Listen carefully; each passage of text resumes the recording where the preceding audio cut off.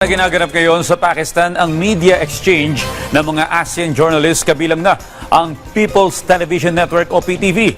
Ang detalye patungkol dyan, alamin natin kay Daniel Manalastas.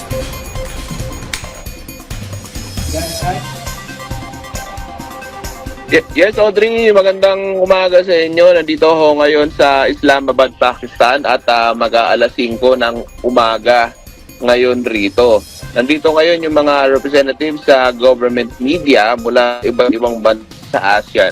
Bilang po ang inyong lingkod at kasama ko rin dito, Audrey, si Miss Vina Araneta mula sa PTV Davao.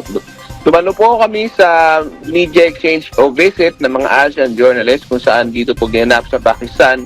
Sa aming pag-participate sa media exchange, dumalo kami kasama ang mga mamamahayag mula sa ASEAN at iba pang sa iba't ibang trainings, seminars at mga pagpupulong kasama ang Ministry of Information and Broadcasting ng Pakistan at iba pang kawani ng kanilang gobyerno.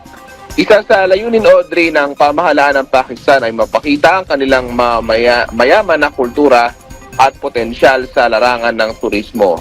At ilan nga sa binisita namin dito, Audrey, yung Pakistan Monument, ang kilalang pasyalan sa lugar. Dinala rin nila kami sa iba't ibang museum sa Pakistan kung saan dito mo talagang makikita kung gaano kayaman ang kanilang kultura, pananampalataya at pati na kanilang kasaysayan. Makikita rin sa mga museum ang kasaysayan ng kanilang relihiyon, mga kilalang namuno sa kanilang bansa at kanilang linkages o connection sa iba't ibang bansa sa Asia. Pinakita rin sa amin ng gobyerno ng Pakistan ang mga historical sites at mga lugar na parte ng UNESCO World Heritage Sites.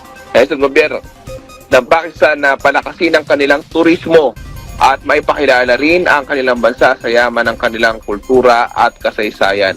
At syempre, Audrey, hindi maikumpleto yung pagbisita sa Pakistan kung hindi mo matitikman ang kanilang masarap na pagkain at iba't ibang Pakistani cuisine ang handog nila sa amin dito. Siyempre, hindi nyo makawala dyan yung kilalang biryani, chicken at beef barbecue at iba't iba pang pagkain na bahagi nilang kanilang kasaysayan. At ngayon naman, Audrey, nakatakda kaming dali ng Pakistan government sa Muri. Isa ito yung tourist destination at kilala dahil sa parte ito ng Pakistan, ito yung may winter o malamig.